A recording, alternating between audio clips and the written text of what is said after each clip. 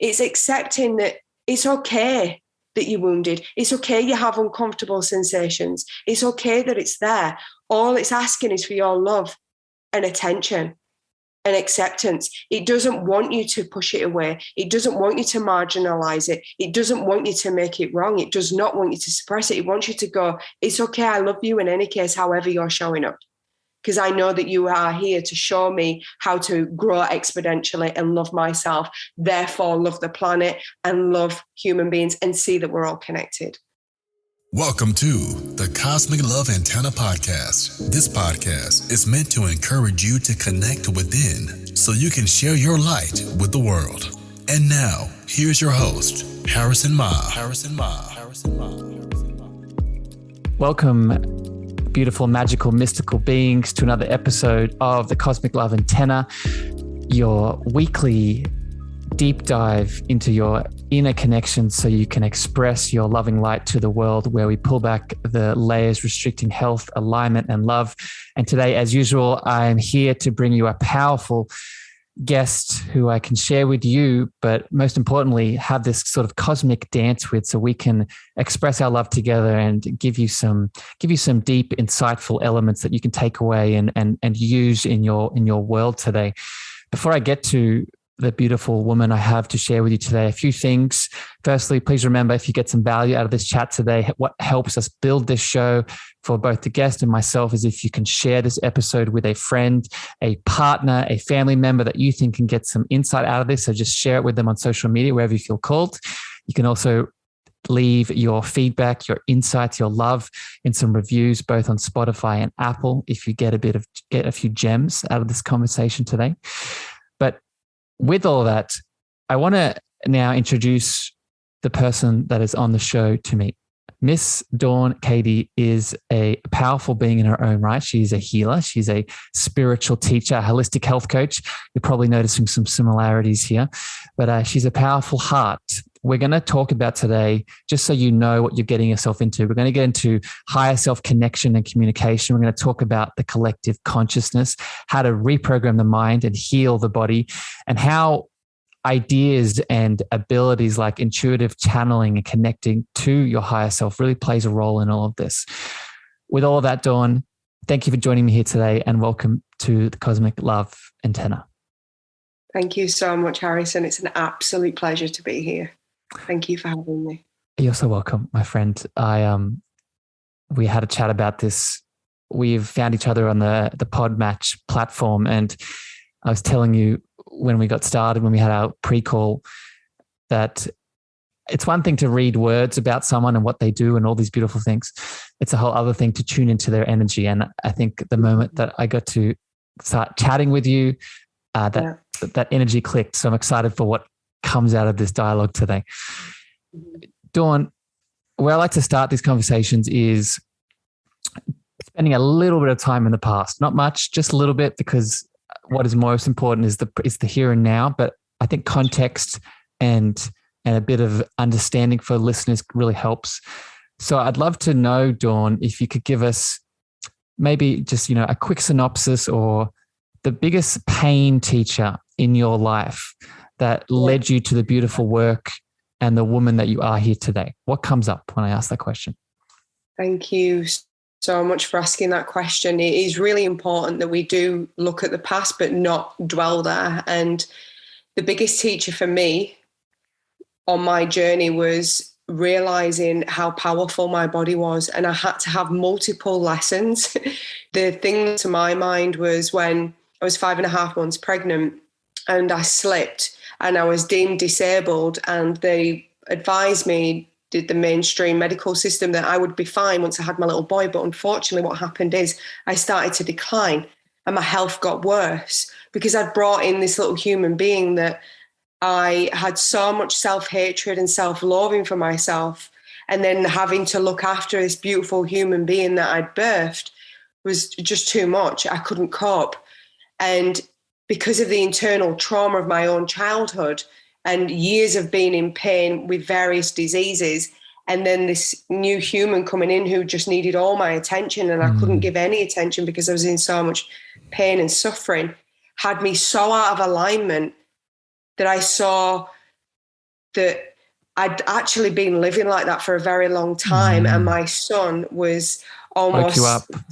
Amplifier. Yeah, he was the amplifier showing me. And I just had this knowing when I was 11 weeks pregnant, and he named himself. Mm-hmm. I knew he was a boy, and he named himself, and he told me he was Alfie. And I just knew at that point he was here to completely change my life. I just wasn't ready for what it was. So I'd say that was the biggest change in my life that had me, was the realization of how amazing my body was. Even though I had 3 autoimmune diseases, I still was able to hold a pregnancy and go through the whole period of time needed. Yeah. So thank you for sharing that, my friend. You know, I got many things out of what you just said, but the biggest sort of thing that rises up in me is, and I was just talking about this with a friend about how we as souls, we pick the parents and the family that we come into with.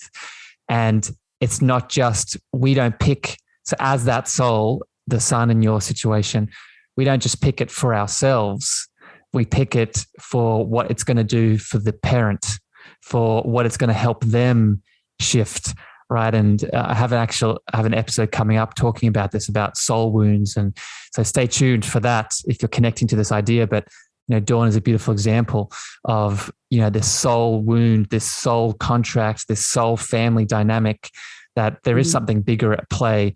And if we can learn to lean into the pain lessons, then we can really pull out those little points like, oh, there's something else going on here.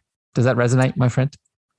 Absolutely, 100%. And it's because I had my son, I realized that I was holding on to a lot of anger because it was being projecting back. He's just an absolute mirror of everything that is hidden from my consciousness. And that's how I've gone from being asleep. I would say I was asleep. Mm-hmm. I kept coming in and out of consciousness from the age of about 12. I was in and out, but I fully awakened when I was suicidal, when I became suicidal, and it was my son that pulled me out of that. And it was my intuition, and it was like the alignment of the two, of going, I can't allow my son to find me, and the alignment of my intuition, my higher self, saying that none of this is true. All of the lies that you're telling yourself, they're not true. Saying that you're useless and you're worthless and you're the worst mother, it's not true. And it just kept saying it's not true. It's not true. So whenever my mind was projecting all of these thoughts and beliefs that I had been programmed with from trauma, from my childhood, my higher self, my intuition just kept going, it's not true. Yeah. It's not true. It's not true. And that pulled me out. But it was my son that had me listen to the intuition, listen to the guidance. The reflection of his love was so bright, you couldn't ignore it. The reflection of his pure space of light. And that's, you know, I think this sounds like a conversation for another day, but that's the beautiful thing about, you know, connecting into inner child work. We connect back to that wholeness, right? Children, I just did an episode on this too. Children come in from that, especially that 0 to 7 age frame, you know, pure in a lot of ways. And then the programming, you know, good or bad, comes in on top of that. And, you know, children in that bright, open space, again, it's not just powerful for them, it's powerful for whoever is around them that might need an awakening. So it's beautiful, my friend. Thank you for sharing that story. I want to shift now. So as people could hear in that, right, that yes, we don't want to spend time in the past, but it can empower us to really see and put some dots together about why we're here now. What is the bigger purpose and passion and reason? I want to get into some of the tools and things that you express to the world now, Dawn, that you help people with. And I'm going to get into this bigger conversation around healing through connecting to the higher self and, you know, collective consciousness, all these things. But I think let's start with one of the tools, one of the methods that you use is the neural alignment method. And let's start with that. Explain to me and to the listeners what that is, and we'll bounce off from there.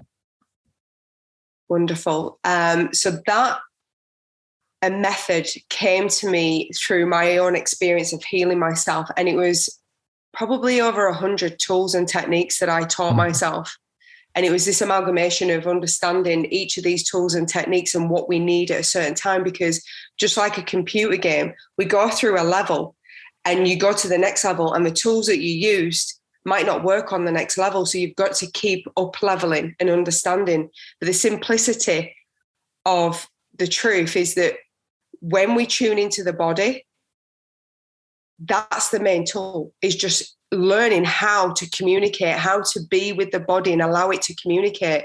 And it's getting to that point and using these tools and techniques to deepen your relationship with your body, because your body will tell you everything that it needs and wants. Keeps you in the now as well. It keeps you in the present moment. So the tools and techniques, we don't give power to those. They are just there to help us to be able to build this relationship up with our body. So I wanted to express that tools and techniques are just as good as how you use them and how you evolve from them. And the neural alignment method is purely about getting the mind out of the way, as in respect of getting it into alignment with the body and not fighting the body and not using the body as a slave. Because unfortunately what happens is we're programmed to give all of our power over to the mind, and the body's just a mechanical machine that just gets us from A to B, and it's not really worth focusing on. And what the neural alignment method does is it brings us back into, okay, what's going on in my mind? What's the purpose of my mind? How much power am I giving my mind? Yeah. Who's actually in control? And it's getting to understand the psyche. So that's what the neural alignment method is. It's aligning the mind to the body and to your higher self, so that you're in control, that you're in power, and you are the one at the driving seat, and not the tools and techniques, and not your mind, and not your body. It's you. But you use your mind and body to be able to live the life that you want to live. And we have to have them in alignment. Can feel the passion moving through your words, my friend. And it sounds like a very, I think a lot of people out there in the podcast world, I've seen this in people that I get to work with, sometimes we get a bit overwhelmed with all of the things, right? With all of the tools, with all of the modalities, with all of the practices. And in that in itself, we get lost in the tools, in the practice. We think the tools and the practices are the thing that is doing the healing. That's not what I heard. That's not what I heard when what you just described. The amalgamation of the tools, that's valuable, but it's how that amalgamation is then applied with loving intention. And the other sort of distinction I want to make and pull out and expand on what you said is, and again, I would encourage people to go back and listen to an episode I did talking about the difference between thinking, sensing, feeling, and intuiting. And these are ways in which information can process through us. But we live in a world in which we think that thinking is the only way, right? So when we do something different, such as intuit, which we'll get into in a second, we think it's wrong, right? We think it's different. We think, I can't get to my healing solution through this download or connection to something spiritual and mystical because that's not what I've been taught. But it's not an or conversation. It's an and, right? I can be a thinking, powerful being and also be a powerfully intuitive downloading being in the same vehicle. Does that resonate, my friend? 100%. That's exactly what I teach. It's like, it's everything. You are everything. You are all of those things. And those tools are just there for you to harness, to be able to take you to the next level and the next level and the next level. They're not you. And they're not more important than you. It's about harnessing them. And I love the fact that you've done an episode. Now I'm going to go and listen to that, because the thinking, feeling, and the sensing and the intuitive, that sounds an incredible, it sounds like an incredible episode. So I've actually wrote that down because I'm going to go and listen to that. Well, Dawn, I can't take credit completely for it. It's and I'm sure you've gained a lot of teachings and education from Mr. Carl Jung, right? And I was inspired. He teaches it, right? Carl Jung teaches the difference between those four, and I just sort of riffed and added my own experience. But I shared it because it's so powerful, right? Because it's exactly what you're saying. It's, we live in a world where we're just taught the one way, but we're unconsciously restricting our potential to heal when we just focus through that narrow lens. Dawn, I think this moves beautifully into the next thing I want you to define for me. So what I'm trying to do here is set a bit of foundation, and then we're going to bring some things together. So now explain to me what your definition through your experience is of higher self or higher selves. How do you define this to someone that maybe is new to this? That's a really interesting question, because there's nuances to it. And sometimes you don't even need to know what it is. Just trust that what's coming through is for your higher good. But what I've noticed is, and I'm going to share two experiences that I know the difference between. So when I was 22 years of age, I almost died of a bowel disease. My organs started going into failure. And I was told, and this was in the UK, and I was told that if I didn't have my bowel removed, I would die. And I had this absolute knowing that I could keep my bowel. This knowing, it was just this knowing. There was no voice, nothing. It was just this absolute knowing. And the guidance that came through was talk to your bowel, love your bowel, hold space for your bowel, and send it love. I was not even awake at this point. I was just listening, and I just had this knowing, Harrison, and it was just this absolute, no matter what anybody said to me. I had doctors, I had surgeons, I had my parents, I had my partner at the time, I had nurses, everyone trying to convince me, saying that I was insane and that I was going to die. And it was almost like bullying. 3 times I was wheeled down to the operating theatre, ready to be cut open. The anesthesiologist was ready to put in. And I was like, no, I'm not signing anything. I'm not signing. I know that my body's going to heal. I know. I just know. I can't explain it to you. And I don't care if you think I'm insane. I know this. And that is where I listened to my higher self. That was my intuition that was guiding me. And it just almost overtook my entire body because I was so weak. I was dying. And it was almost like at that point, I just completely surrendered that my higher self came in and took over. That's the word. That's the word right there. Surrender. So thank you for explaining that, my friend. And I think the beautiful, again, this is what the pain teacher comes in, right? That experience you went through, it sounds like one of the gifts that came from it was this connection and realization and more of a sort of cementing of this ability that, just to be clear for everyone listening, this is not a Dawn thing. This is not a Harrison thing. This is something we all have access to. And I define higher self, just to add on to what you're saying, it's a receiving. So thinking, I've noticed, is more of a action taking and a doing and an acting from a thought pattern and acting from a belief system, where intuiting and connecting to your higher self, it's more of you just getting like a receiving something, a download, as you said, and knowing, but it usually comes in a state of non-action, right? It comes in a state of being, and then we decide what to do with it, right? We express from there. So love it, my friend. Let's expand further then now, and let's go. So we've talked about some of the methods that you use, and then this higher self connection. Let's go even deeper, and let's define now collective consciousness, right? Because these are the parts that I want to sort of bring together for everyone. So how does this play a role in the work that you do? What is your understanding around it? How can we make it easier for people to understand? So in the work that I do, people are sent to me who are deeply suffering and they're trapped in a cycle. So it's not necessarily pain, it's more of the suffering, because pain is inevitable, suffering is optional. So it's the universe sends me people. Say that again for the people in the back. So people heard that little distinction there. Sorry, keep going. So pain is inevitable, suffering is optional. Beautiful. Very important to distinguish the two. Pain is inevitable. We are going to experience pain. It's how we grow. It's how we expand. It's how we learn. It's how we get outside of our comfort zone. Unfortunately, it's uncomfortable. And for some people, it's painful because change can be painful. We've got to let go of old things. We've got to completely surrender and allow ourselves, just exactly the same as a caterpillar, when it's transforming into a butterfly, it goes into mush. We have to go into mush, and that's painful because we're letting go of things that we believe that are helping us. when they're no longer, we're going to that next level, going to the next level of the computer game. You can't go in with what you had in the previous level. You've got to let it go and start again. And this is the thing. And what we do is we carry everything from the previous 10 levels. Maybe we're going into level 11.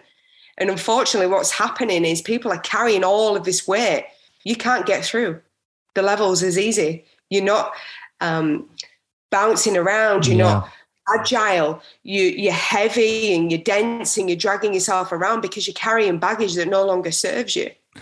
And what I've, sorry to interrupt you, Dawn, but I feel this is where it connects to the collective piece that you were just talking about, right? That individual holding on to all that baggage, that's not happening in isolation. That person carrying all that baggage is constantly being triggered and projecting out onto all the people in their world, right? And if they're unconscious and unaware of that, then that person, as we all can probably imagine in our minds, or maybe connected to someone we know, maybe ourselves, right, is not a balanced individual.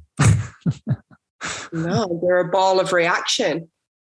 They are a ball of reaction. And whenever anybody touches them, they're triggered. And how we're meant to be through the trigger process is it's meant to be looked at as, this is happening for me, not to me. We're not meant to look at it from a place of suffering. And this is where we go around and we project into the collective, and it's not a bad thing. There's no right, wrong, good or bad. We're projecting out into the collective so that people are triggered. So people then come from a place of power and go, wow, this is happening for me. So this woman cut me up because I need to slow down, or I need to have compassion that I don't know why this person cut me up. I don't know what's going on for them in their life, and have compassion for other people and not just for yourself. And this is the thing. It's going, okay, where am I not having compassion for myself? Because if I can't have compassion for another, it's saying that I can't have compassion for myself. So I must slow down and say, how can I be more compassionate with self? How can I love myself more? How can I be in this uncomfortableness without projecting it onto another human being? And this is how it works with the collective. So if we are in pain and we're in power at the same time, that's where we change. That's where we become profound beings of light that is here to guide the way and light the way and said, look, this is how we do this. This is how we show up. Isn't it magical? Isn't it beautiful? Without words. It's our energy. People walk past you and they're like, wow, I feel different in your field. I feel different around you. And that's the connection that me and Harrison had when we had that conversation. It was just like, wow, I just want to sit here and be in your presence because it feels beautiful.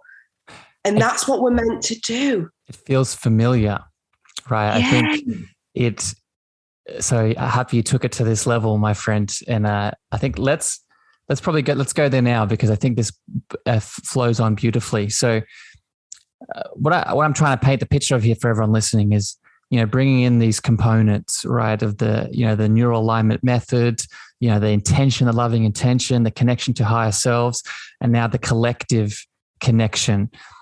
One thing that we can now go further with is this idea of channeling, right? And this is exactly what Dawn was just alluding to, is I think, and I've done a couple episodes on this too, but we'll speak about it here because I think Dawn can give her own beautiful perspective on this.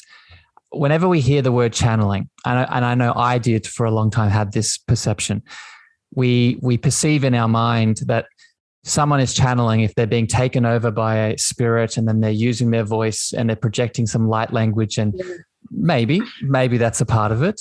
I've definitely experienced and seen people do that things. Mediumship is a real thing, right? However, what we overlook in that expression is, what is the embodiment of the thing that they are channeling, right? Where is that voice coming from? Where is that light language coming from?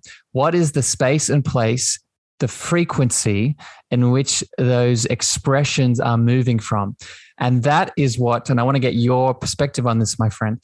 That is what we really mean when we say we're channeling. We don't just want to channel and speak some words or make some creative art or play a music. We want to channel a feeling and a frequency, not just to to show other people that we can do it. No, so we can show other people that they can do it. That frequency that we channel and tap into is not a Harrison thing. It is something we all have access to. Any thoughts on this, my friend?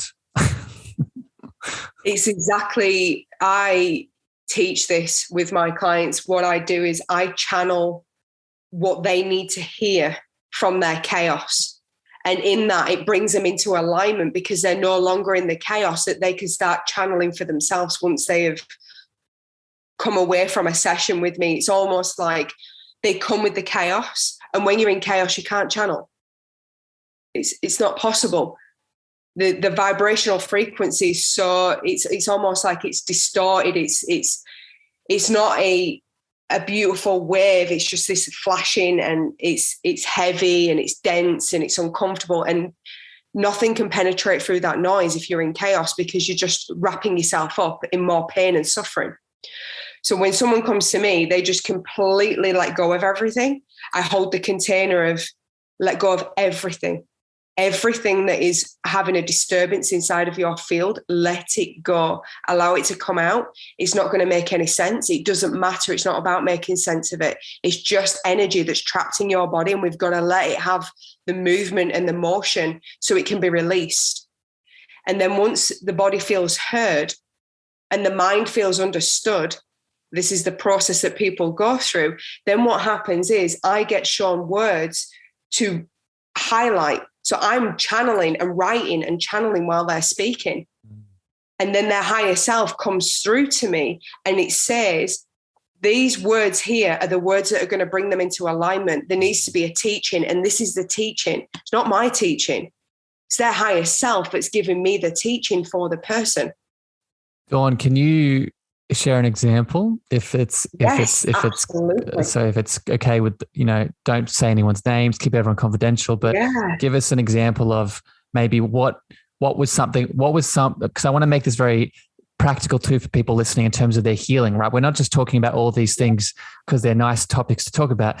We're talking about them because they help us shift and heal and expand. So Dawn, maybe give us an example of a client that came in with a particular challenge, and then what was the download that you got that helped them shift? Let's see if I can get the channel to come through of what I actually shared, because I don't retain the information, if that makes sense. It comes through me. It does make sense. We just have to see what comes through. So an example, I had a client the other day, and she was I'm experiencing that I am dropping the ball with my son. I'm not being present. I'm letting people down.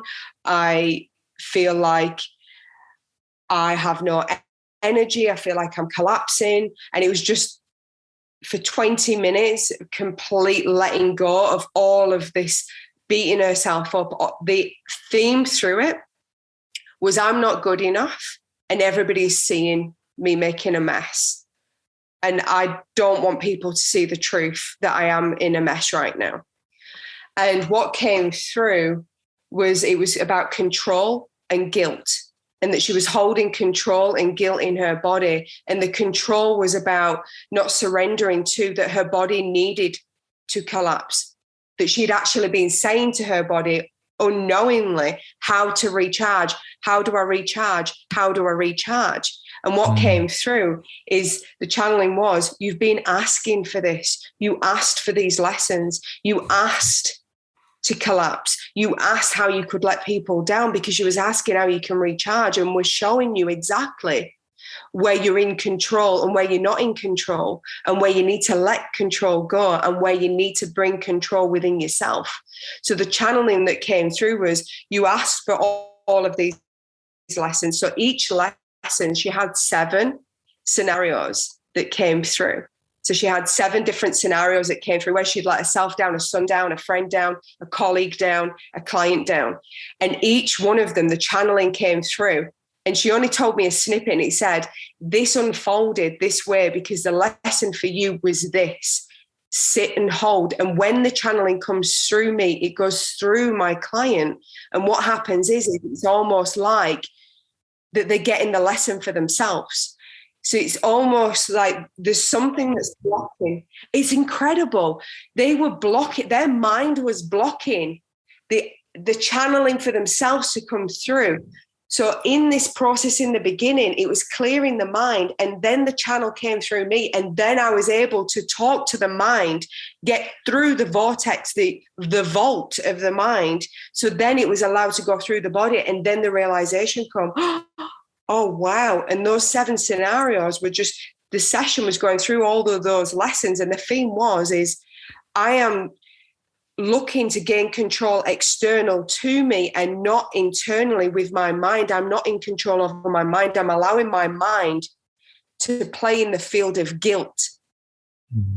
And I'm not listening to my body, and my body is being forcing and trying to get my attention. So it had me collapse. So I would listen.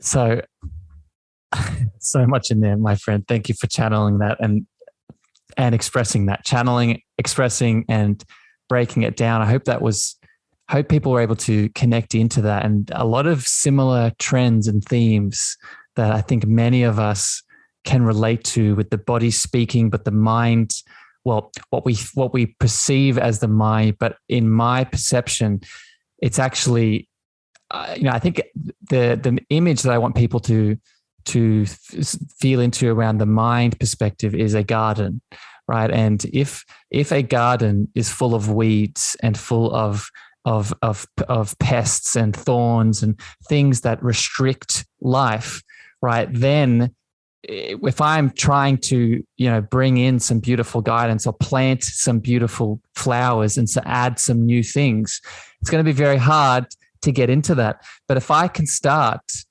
pruning and weeding and planting some new foundations within the internal mind, then now there is not only less obstruction and challenge to receive, the internal landscape is different, right? So another image I think too, that, and maybe I can get your perspective on this, my friend, is a mirror, right? A mirror that has smudges or has like blemishes on it, right? If you, Dawn, are projecting into that mirror and those smudges are in the way, then some bits might get through, but it's not going to fully express itself. Versus if I, Harrison, do some of the internal healing first and clean up some of those smudges, now what you are projecting can resonate through me. Does that make sense? Does that image connect to your experience? Yeah. It makes sense. And when you were sharing that, what came through for me is it's almost like the mind is like, thank you for holding the space of what a clear mind looks like, showing me what a garden looks like so I can recalibrate. That's what came through when you were sharing that. It was like, I hold the space for a clear mind so that the mind then connects to my mind and goes, oh, that's the blueprint of how I'm supposed to look. I forgot what it's supposed to look like.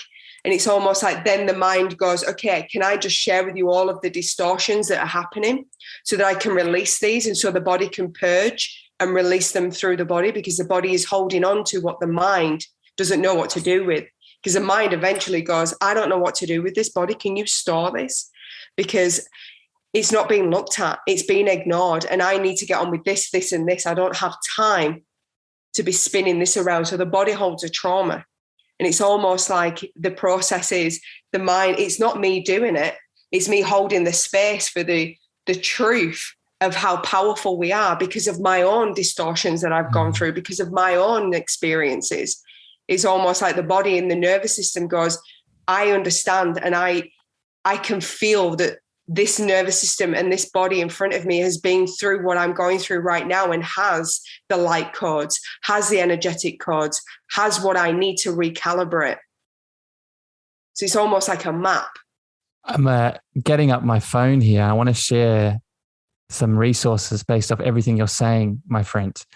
And it's 2 books I want to share here, but just to affirm and give listeners more sort of resources to dive deep into exactly what Dawn is sharing here about the body keeping score and the connection between our minds, right? So the first book is called One Mind by Larry Dossey, Dossey, and it shows the science now being shown that while we are all individual expressions of the one source, our minds are connected to a one mind, right? This is the quantum fields, the collective consciousness that we were speaking about before, right? So that's exactly why when Dawn says, when my mind can connect to someone else's and see the blueprint, that's why the download can happen, because, and this is a whole other conversation, but the separation, the illusion of separation is really that, right? It's an illusion.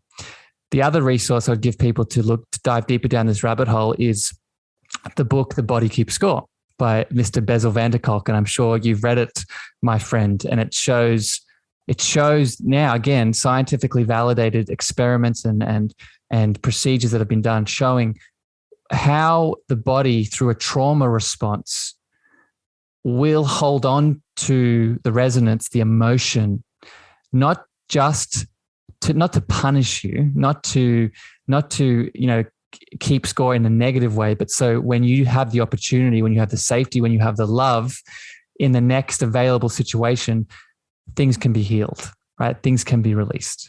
Have you connected to those resources before, my friend?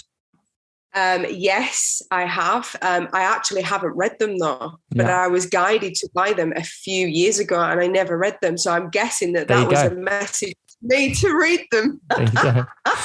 There you go. That was my channel working for you, my friend. So giving the love right back to you.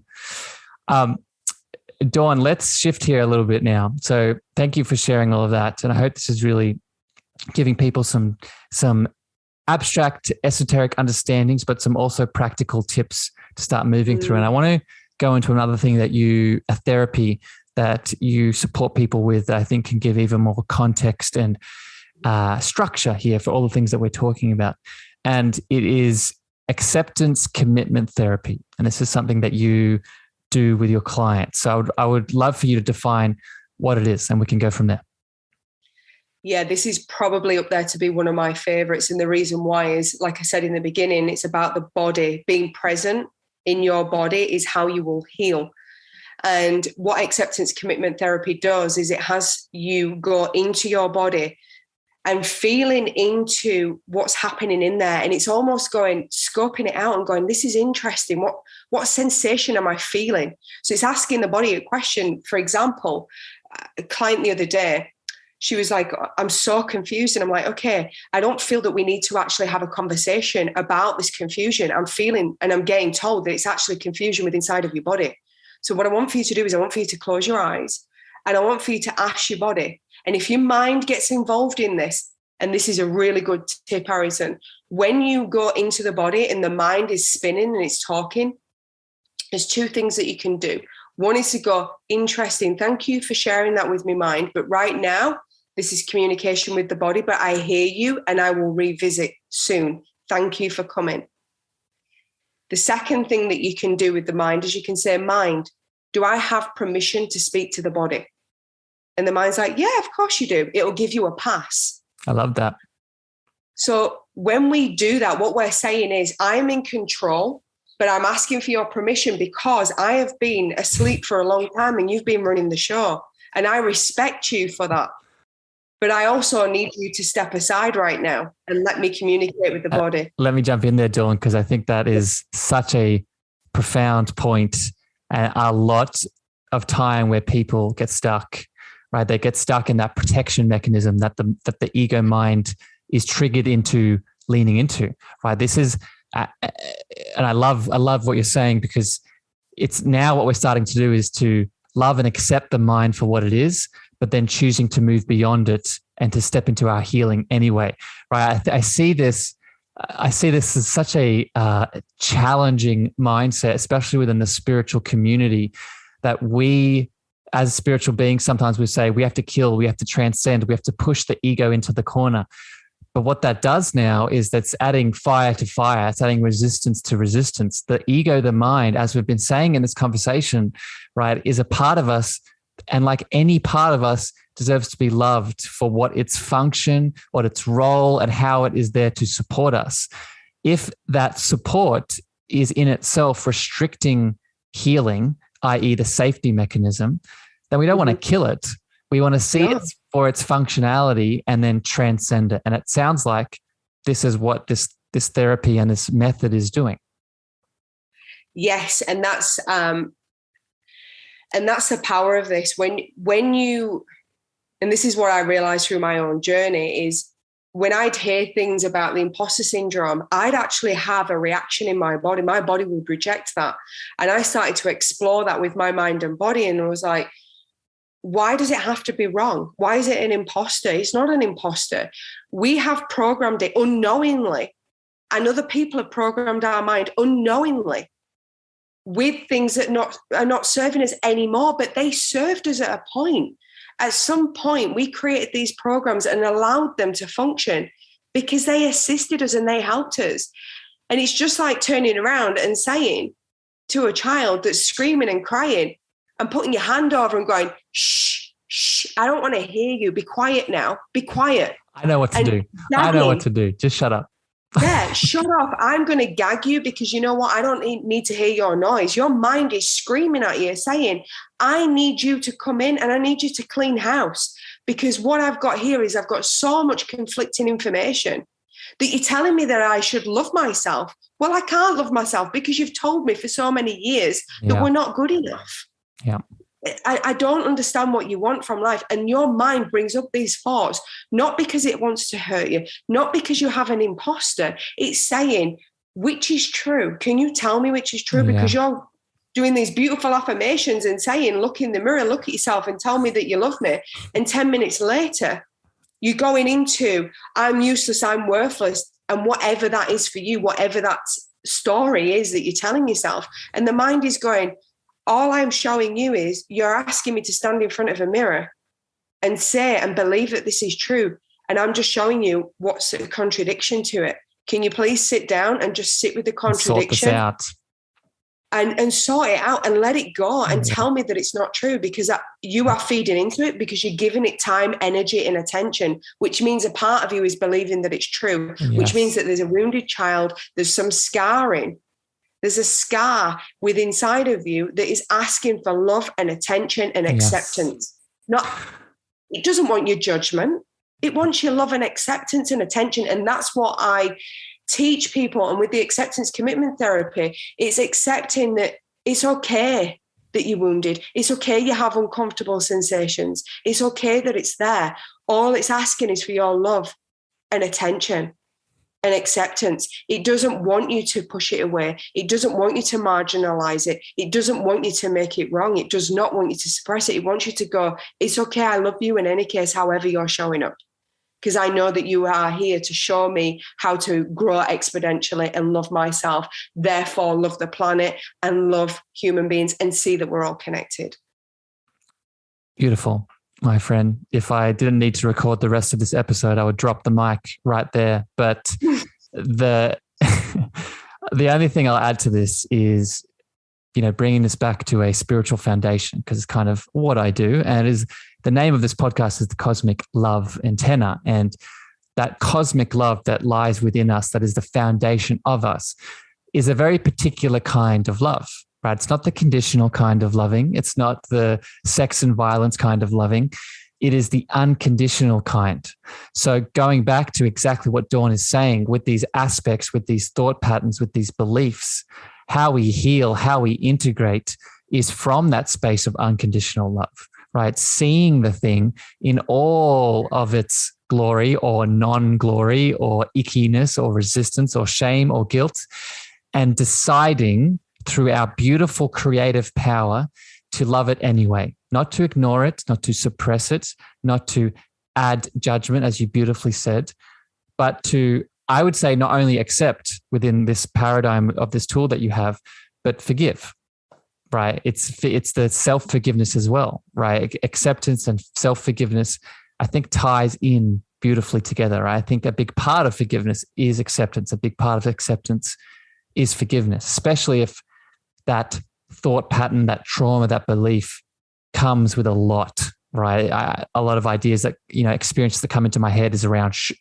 trauma and sexual trauma and, abuse and all these things. And, I think your therapy, my friend, applies beautifully to all of it, no matter its nature.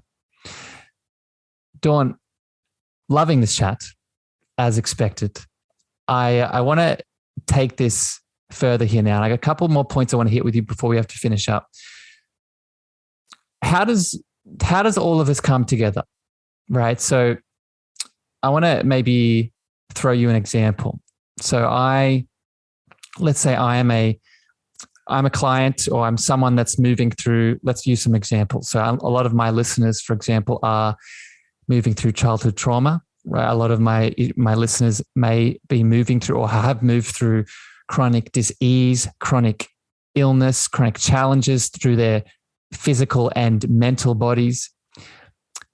Where do you start with people, right? So I think that's probably a good place to share with everyone. So with all of these things we've talked about, with the acceptance commitment therapy, with the connection to higher self, with the collective consciousness, with the neural alignment method, what's step number one, right? So people can really start to tune into, is this for me? Is this what I need right now?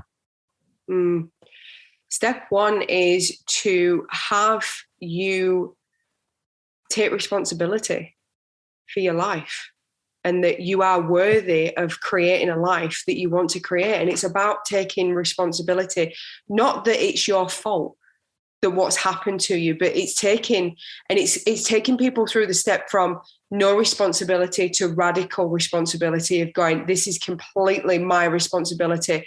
It's regardless of the abuse. I went through abuse myself. It's regardless of the abuse. It doesn't matter about the abuse. You have to move beyond that. And that is a journey in itself, is moving beyond that. I asked for this, because when we're children, the victim mindset, right? It's the victim, and then it's the martyr. So myself personally, I was a martyr. So I was a victim martyr. I was like, push through this. I'm not a coward. I'm strong. I can do this. And I had this like, don't fuck with me. I'm an absolute bitch persona. That's what I held, because underneath that, I was so soft and delicate and wore my heart on my sleeve that I knew that if I let someone in, they could potentially deeply hurt me. So I had this really thick wall around me. And it's about not breaking it down and judging it. It's about going, I have created this, and I take responsibility that I created this because it's what I needed in order to be where I am right now. If I hadn't have created that, I wouldn't be the person that I am now. And it's taking responsibility. So important, Dawn, sorry to interrupt you again, but so important for people to hear, right? Just like we have the power to create the life that we do want, we need to take a responsibility and acknowledge the disempowering things that we're creating, right? Like, yes, there are other people at play here and people project onto us, but if it's sustaining life within us, there is a big part of us that's creating that sustenance. Yeah, 100%. Absolutely.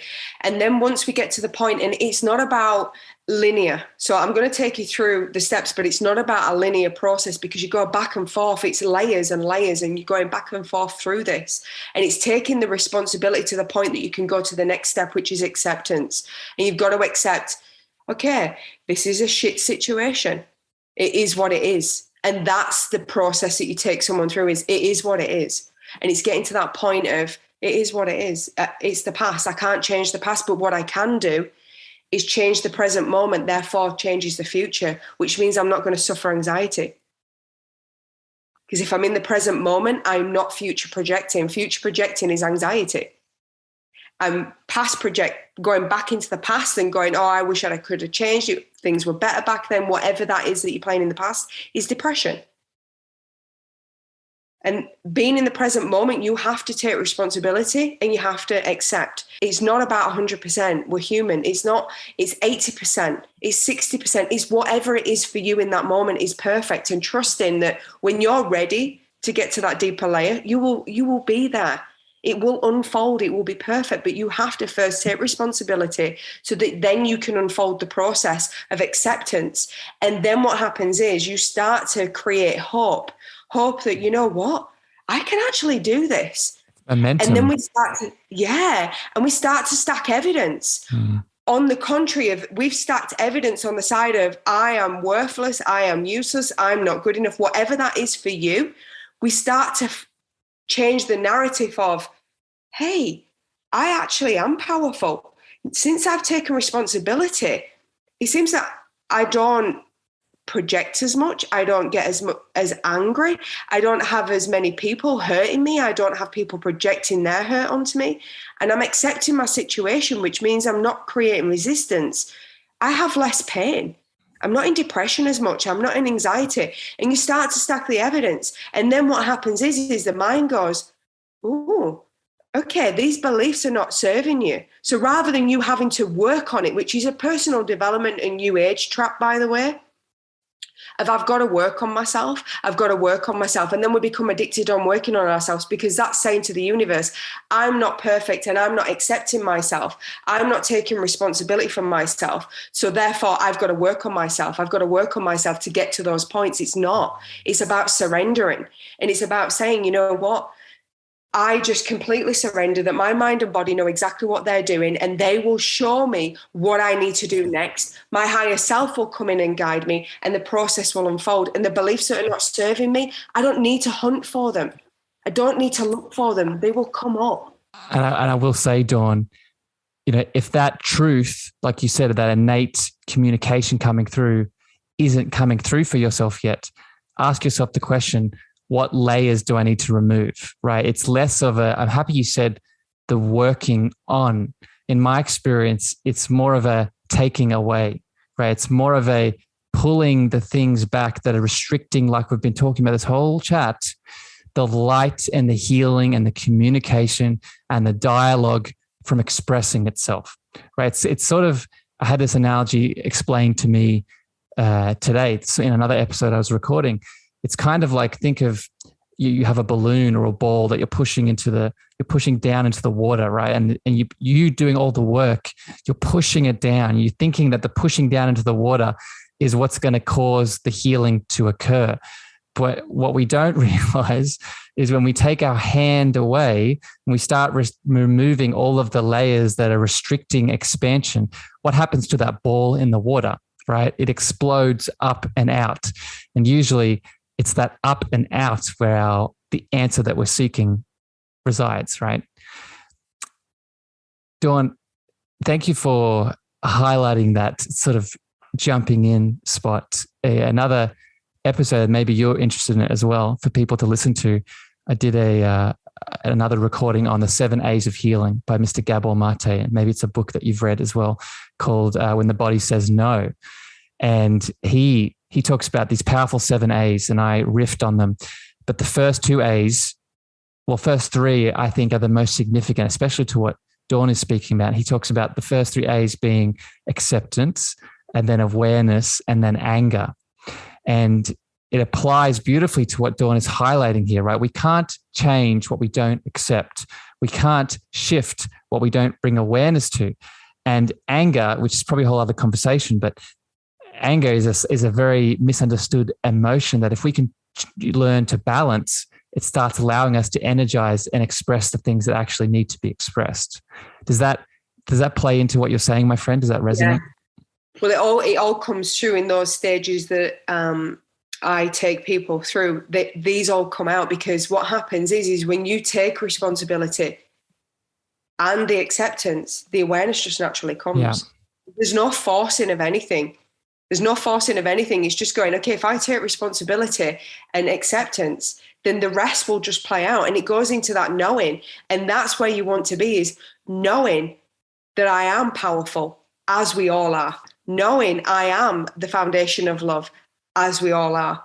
Knowing who you are and trusting yourself and being at peace with yourself, and knowing that you chose to come here to experience whatever it is that you're experiencing. And it's not about right, wrong, good or bad. It's going, you know what? I chose this. On some level, I chose this. And there's times that I wish I chose a better life, but I can tell you right now, Harrison, I would not change a thing.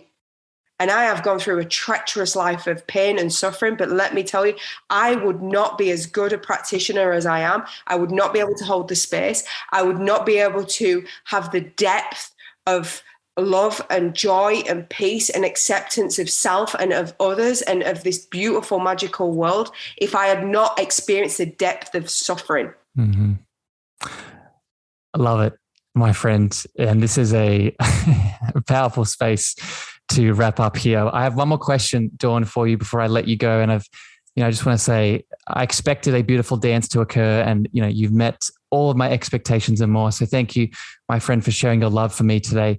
If people have tuned in, tapped into some of the things that you've said, that the steps that you do, the therapies that you offer, where is a place you can direct them to? Do you have a book? Do you have some courses, website? What do you want to share with my audience that comes up for you now? So I have a Telegram channel where I actually channel for the collective and for the group. And that's healyourself.dc. That's a Telegram channel. More than welcome to join that. I also have free programs that you can access, which is through healyourselfagain.dc on Facebook. That's a community. I give a lot away for free. If you go into Insight Timer, I have lots of meditations on there that is for free. If you want to work with me one-on-one, you just go to alleviatepain.com.au and look on there, and it's a 15-minute consultation. Good URL, by the way. That's a powerful URL. Thank you very, very much. Yes. So what I want to leave for people is you are perfect, and you are held, and you are loved, and you are deeply cared for. And when you're at the other side of what you're experiencing, you will feel it. You just have to trust in the beginning. And honestly, I felt everything but that. No matter what I was given, no matter how much support I was given, when I was 22, I was given support multiple times. I still did not trust, and I didn't let go, and I fought the process, and it created so much disease in my body. I just want to hold the space, and I'm sure Harrison is with me on this. You are so powerful that it's hard to even comprehend how powerful you are. It really is. And just listening to this podcast, the energy that I want people to walk away from is you are powerful beyond measure, and you are magical, and you are amazing. And I love every single person that is listening to this and who can't listen to this, because I know that if you listen to this podcast with an open heart, it will change your life. So thank you. That was beautiful, my friend. I didn't expect that outpour of love right there, but I receive it, and I'm sure everyone listening can connect into and tune into that love. And I want you to hold that thought for a second, my friend, because I want you to hold what's less of a thought, more of a feeling. Quickly, let me just say, if people tuned into that love and all the things, the offerings that Dawn just expressed, you can click the details in the podcast app, and you can actually go straight to Dawn's websites in the app itself, right? So I want to make it as easy as possible. If you've connected to this beautiful woman, click on those links. But Dawn, while we're still in this frequency of love that you just shared with me, I want to end this chat now by asking you one final question. And I actually want to see if you're open, and I actually feel like you're already doing it. If the question I want to ask you, the intent of this podcast is helping people connect back into their cosmic space of love. And I'm wondering if you'd be open to, one, sharing your definition of love, but if you wouldn't mind channeling that for us, what comes through when I ask that question? Love is full acceptance of self with no restrictions, no buts, no what, no shame, no questions, no how. It's the surrendering to the magnificence of everything that is around you and who you are, and being in awe of life and play. That's what's coming through. I'm seeing a child running through with a kite, and just this laughter and joy, and just loving life, and saying, what's next? What's next? How does it get any better than this? And it's being in that vibrational frequency of this vibrational frequency. I can feel it. I'm waiting for the word to drop in. It's this vibrational frequency of everything is happening for all of us in a magical way if you tune in and realize that your heart is guiding you every step of the way, and the unconditional love is inside of every single one of us It's just that we look to our scarring and give power to that over what we want to create. Yeah. Beautiful, my friend. I love you very much. Thank you for spending time with me today. Thank you for sharing your wisdom, your thoughts, your mysticism, your love with everyone that's tuning in. Beautiful podcast listeners out there in the podcast world, I hope you connected into this love today. If you did, remember, you can share this with someone else that needs it, friends, family members, lovers.